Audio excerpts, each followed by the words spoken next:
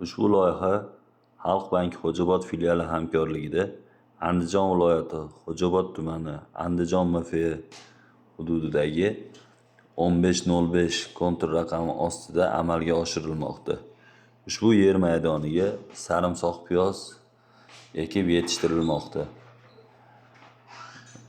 Yer maydoni 10 gektarni tashkil etib, uzunligi 500 metrga 2000 metrdan iborat. Ushbu yer maydonida 66 ta dehqon xo'jaliklari biriktirilib, bugungi kunda zamonaviy usul yordamida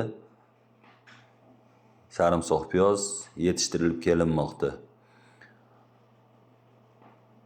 Ushbu yer maydoni Usta Rahmon fermer xo'jaligiga biriktirilgan.